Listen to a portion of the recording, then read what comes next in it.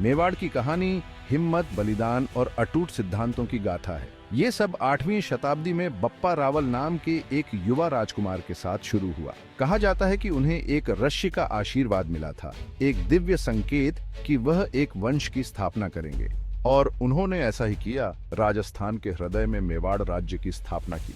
एक योद्धा बप्पा रावल ने चित्तौड़ को अपनी राजधानी चुना। पठार के ऊपर बसा यह किला शहर मेवाड़ के अदम्य साहस का प्रतीक बन गया। यहीं पर बप्पा रावल और उनके उत्तराधिकारी इतिहास के पन्नों में अपना नाम दर्ज कराएंगे। बप्पा रावल के शासन ने मेवाड़ के लंबे और गौरवशाली इतिहास की शुरुआत की। वे अपनी सैन्य शक्ति के लिए जाने जाते थे। उन्होंने अपने राज्य की सीमाओं का विस्तार किया और पड़ोसी शासकों का सम्मान अर्जित किया। बप्पा रावल का शासनकाल मेवाड़ के लिए एक स्वर्णिम युग था, जिसने उनके नक्शे कदम पर चलने वाले उल्लेखनीय शासकों के लिए मंच तैयार किया। उनकी विरासत पीढ़ियों तक जीवित रही, जिससे उनके वंशजों को वीरता और सम्मान के सिद्धांतों को बनाए रखने की प्रेरणा मिली। सदियों से मेवाड़ के शासकों को कई चुनौतियों का सामना करना पड़ा, जिनमें आक्रमण और आंतरिक संघर्ष शामिल हैं। हालांकि वे अपनी भूमि और लोगों की रक्षा के लिए अपनी प्रतिबद्धता में दृढ़ रहे। मेवाड़ के शासक केवल योद्धा ही नहीं, बल्कि कला और संस्कृति के संरक्षक भी थे। उनके शासन में मेवाड़ अपनी उत्कृष्ट वास्तुकला, चित्रों और साहित्य के लिए जाना जाने वाला शिक्षा और रचनात्मकता का केंद्र बन गया। सदियों बाद दुर्जय अलाउद्दीन खिलजी ने चित्तौड़ पर अपनी नजरें गड़ा दी। दिल्ली का सुल्तान अलाउद्दीन अपनी महत्वाकांक्षा और क्रूरता के लिए जाना जाता था। 1303 में उसने राजस्थान के इस गहना को अपने साम्राज्य में मिलाने के लिए दृढ़ संकल्पित होकर चित्तौड़ की ओर कूच किया। मेवाड़ के तत्कालीन शासक राणा रतन सिंह ने अपरिहार्य घेराबंदी की तैयारी की। वह अलाउद्दीन की सेना की ताकत जानते थे, लेकिन बिना लड़े अपने राज्य को आत्मसमर्पण करने से इनकार कर दिया। चित्तौड़ की घेराबंदी महीनों तक चली।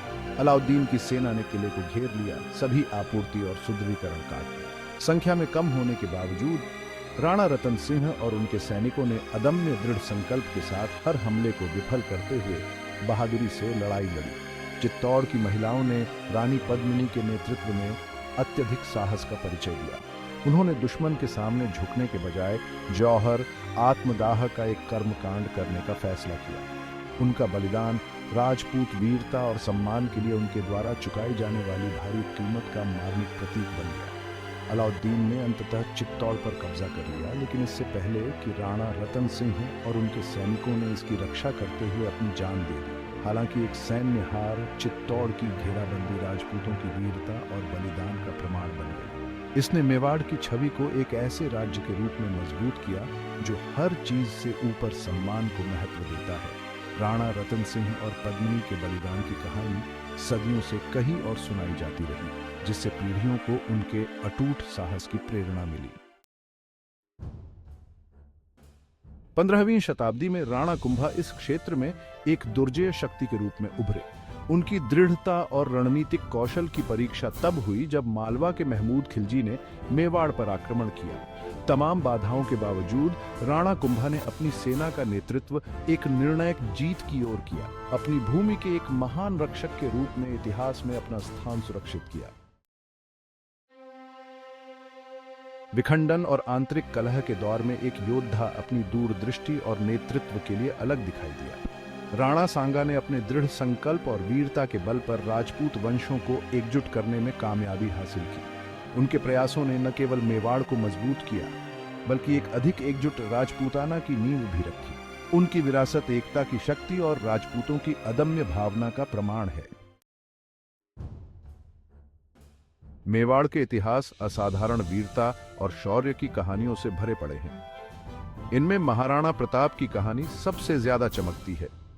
अपनी प्रजा के प्रति उनकी अटूट प्रतिबद्धता और मुगल साम्राज्य के खिलाफ उनका अथक संघर्ष राजपूत वीरता के सार को दर्शाता है।